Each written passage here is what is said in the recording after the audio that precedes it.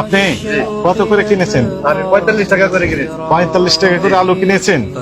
আপনি কি বিক্রি করবেন না নিজে খাবেন? হ্যাঁ, আমি বিক্রি করবো বাজারে। কোন এলাকায় আপনি বিক্রি আপনার করবেন? হচ্ছে নরসিংদী মনোহরদী। মনোহরদী। কত করে বিক্রি করবেন আপনি বলেন তো? আমি 50 টাকা করে বিক্রি করে দেবো। 50 টাকা, তাহলে কেজি প্রতি 5 টাকা করে লাভ থাকবে। না না, এখন ভাড়া আছে আমাদের।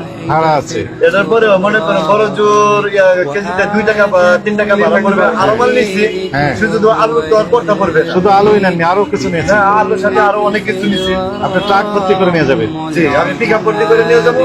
কেজিতে হয়তো বা 2 টাকা বা 1 টাকা পড়বে। হ্যাঁ। আমি যদি 3 টাকা লাভে বেশি বা 4 টাকা তাহলে অনেক লাভে লাভ। আমার সমস্যা নাই। অনেক লাভ। হ্যাঁ, আমার গ্রামের মানুষে খাইলো। হ্যাঁ। এই যে অনেকে আছে যে 60 টাকা 65 টাকা প্রশ্নই আসে না।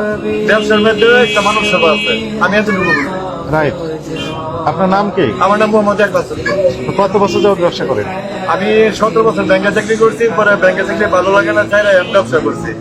মনে করুন কোটিপতিরা তো হাজার হাজার লক্ষ লক্ষ টাকা দান করে। Right. আমি দান করলাম না, আমি ব্যবসার মাধ্যমে একটা মানুষ সমাজ করবো। এই যে। এটা হচ্ছে আমার লক্ষ্য। এই যে আপনি হচ্ছে বীর পুরুষ। আমি মানুষকে মারবো না তো, আল্লাহ আমার দিবে। হ্যাঁ, আপনি ঠিক বলেছেন। আপনাকে ধন্যবাদ। জি, আমার জন্য দোয়া করবেন। হ্যাঁ, আপনি যে ভালো কাজ করছেন। আপনার নাম বললেন? মোহাম্মদ একবাস। একলাস সাহেব, আপনি যে উদাহরণ সৃষ্টি করতেছেন, এইরকম যারা আছেন ব্যবসায়ী, তারাও তো আপনার এই নীতিটা ফলো করতে পারে, তাই না? আমি যখন বাজারে মাল বেচাকেনা করি তখন কিন্তু অন্য দোকানদারা কিন্তু বেচতে পারে না। বেচতে পারে না কেন বেচতে পারে না? তারা বেশি রেট নিয়ে বসে থাকে। 45 টাকা কেজি করে আমি নিয়ে গেছি। হ্যাঁ। আমি বড় তো 50 টাকা আমি বিক্রি করে দেবো। আর অন্য দোকানদারা মনে করেন এটা 55 টাকা বেচে, 60 টাকা বেচে। যে গ্রামের সাধারণ মানুষ সারাদিন কাজ করে খায়, 5 টাকা তাদের জন্য অনেক কিছু। অনেক কিছু। আর এই অনেক কোটিপতির জন্য 5 টাকা 20 টাকা কিছু না। 5 টাকা আমার দোকানে এসে সেভ হবে এবং তার মনের বুদ্ধিটা আমার এই দোকান থেকে মাল নিয়ে যায়। ঠিক আছে? এবং মানুষে আমাকে ভালোবাসে, গ্রামের মানুষ দোয়া করবে তো, অনেক দোয়া করবে। ভালোবাসে আমাকে।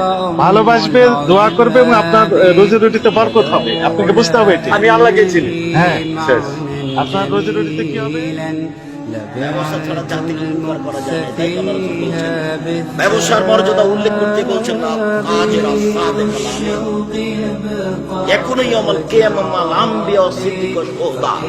যারা সত্যবাদী বিশ্বস্ত ব্যবসায়ী, তারা বিচারের মাঠে নবীগণের সাথে থাকবেন, শহীদদের সাথে থাকবেন, সলেহ নেককার মানুষদের সাথে থাকবেন, সত্যবাদী বিশ্বস্ত।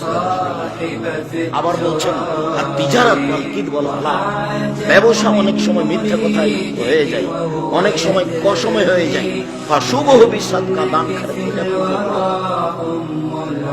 ব্যবসা দিয়ে মানুষের উপকার করতে পারবেন, ফকির মিসকিনের উপকার করতে পারবেন, অসহায় মানুষের উপকার করতে পারবেন, জামিয়া সালামের উপকার করতে পারবেন, দিন মজুরি করে উপকার করা যাবে। 25 দিনই টাকা শেষ হবে, দিবেন কাকে?